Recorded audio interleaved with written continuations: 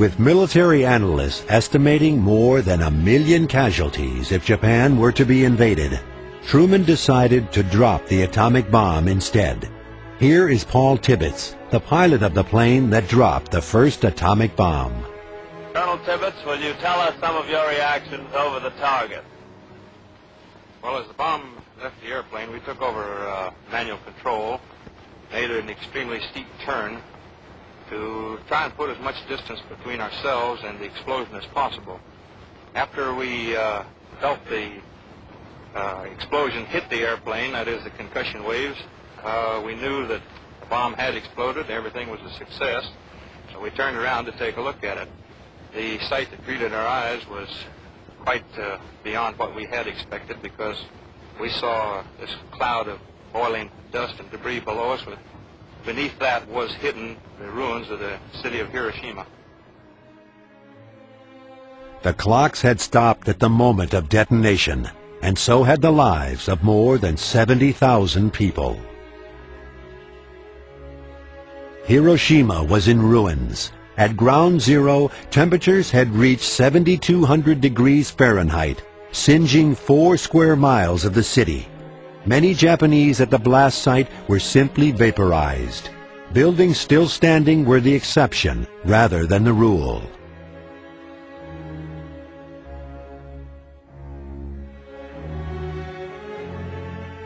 This trolley makes a lonely trip through the wasteland that was Hiroshima.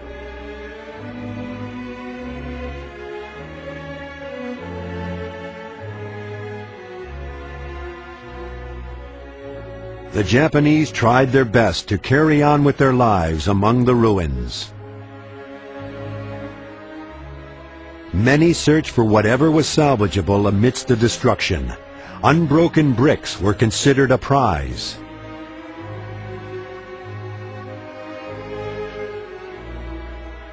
The source of the destructive power of the bomb was confirmed by Japan's leading scientists, but the ruling party still refused to surrender.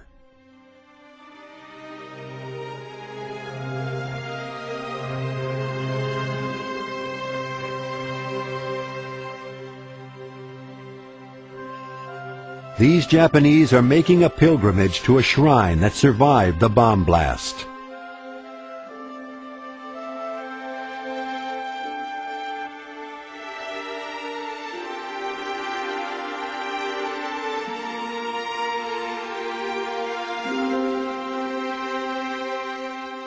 Automobile travel was virtually non-existent. More reliable means of transportation were used to move people and goods around the city.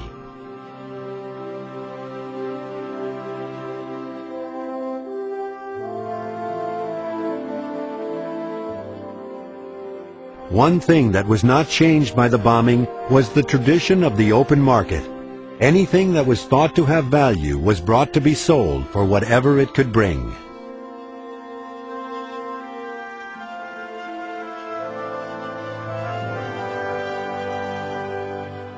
The normal activities of the citizens of Hiroshima were slowly beginning to reappear.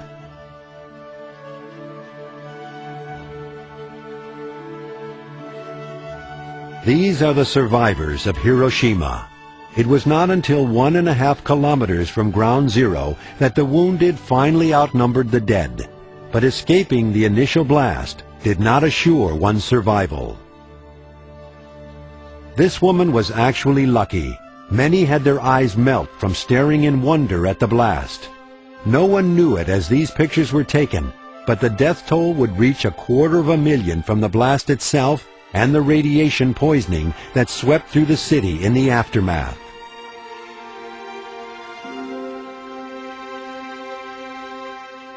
Be aware that the following footage is graphic in its depiction of surgical procedures for radiation burns.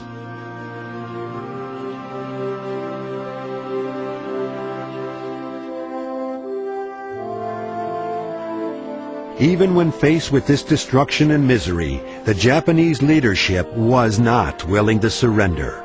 It would take a second atomic bomb dropped on Nagasaki to finally convince them.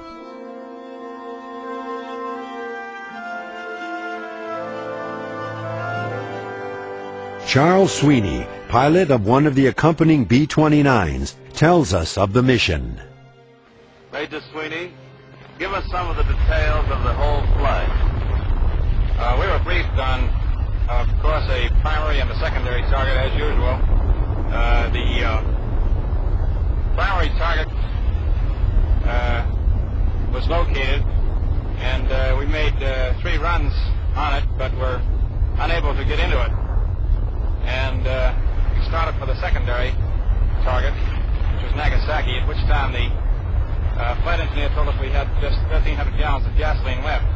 Commander Ashworth and I held a little conference with the bombardier and the navigator, and dropped it on Nagasaki. We were very relieved to have it go. Much more relieved when we saw the tremendous flash and knew that it had functioned. At that point, we hit the road for Okinawa. With more than 35,000 additional deaths on their conscience, Japan's leaders finally agreed to an unconditional surrender. World War II ended, and the new atomic age began.